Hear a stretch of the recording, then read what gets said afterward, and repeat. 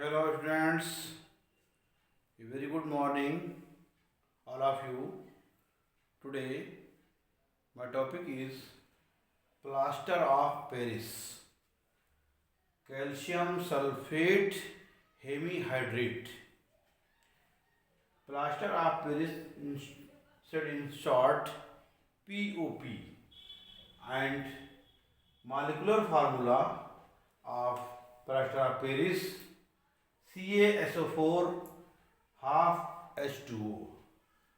Chemical formula calcium sulfate hemihydrate.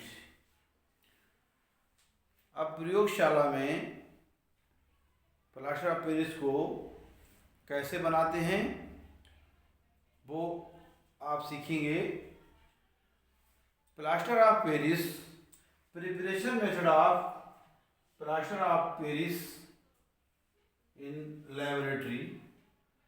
Gypsum का सूत्र CaSO4 2H2O होता है. ये किसका सूत्र है? ये जिप्सम. इसको 120 डिग्री सेंटीग्रेड तक गर्म करने पर प्लास्टर ऑफ पेरिस बनता है. इस क्रिया को जिप्सम में उपस्थित क्रिस्टलन जल का 3/4 भाग पृथक हो जाता है. यानी कि इस क्रिया में जिप्सम में उपस्थित क्रिस्टलन जल का 3/4 पार्ट सेपरेट हो जाता है. इसकी रिएक्शन 2CaSO4 2H2O. ये जिप्सम 2 मॉलिक्यूल्स, इनको 120 डिग्री सेंटीग्रेड पर गर्म करते हैं तो बन जाता है plaster of Paris CaSO4 twice H2O plus 3H2O. 3 molecules जो हैं वो जल, ये है वाटर.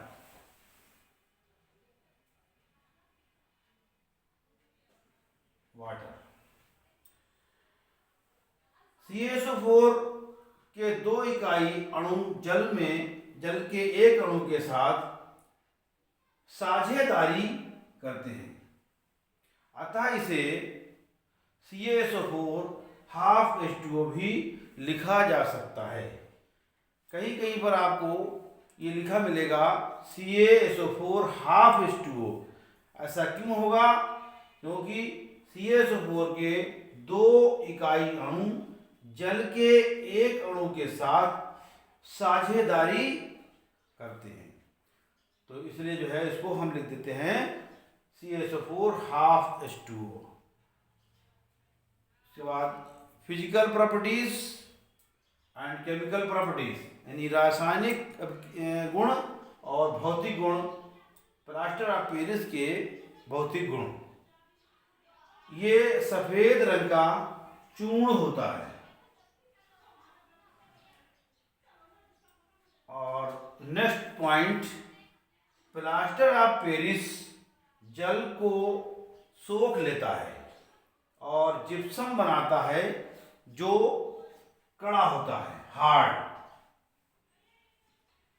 इस क्रिया के द्वारा इसको समझाया गया है कि CaSO4 ट्वाइस H2O, यानी प्लास्टर ऑफ पेरिस 3 मॉलिक्यूल्स जल के ले लेते हैं और ये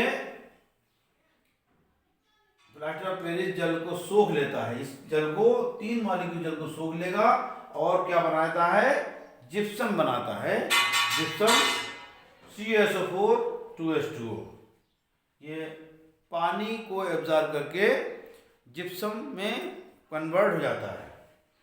next third point, chemical properties of plaster of Paris POP, यानी प्लास्टर ऑफ पेरिस को 200 डिग्री सेंटीग्रेड तक गर्म करने पर उसमें उपस्थित सब क्रिस्टलन जल निकल जाता है तथा प्राप्त पदार्थ को मृत ज्वलित डेड बर्न्ट कहते हैं.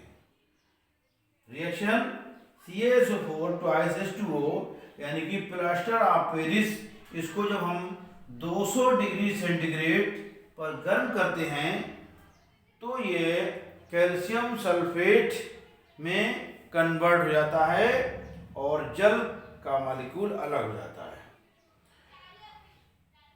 इसके बाद इसके यूजेस, इसके उपयोग क्या है? प्लास्टर ऑफ पेरिस का उपयोग कहाँ कहाँ होता है? आपने देखा होगा अस्पतालों में जो मरीज की हड्डियां टूट जाती हैं उन पे प्लास्टर चढ़ाया जाता है, तो वो इसी का होता है। अस्पतालों में टूटी हड्डी जोड़ने के प्लास्टर चढ़ाने के काम आता है, नंबर 1। नंबर 2,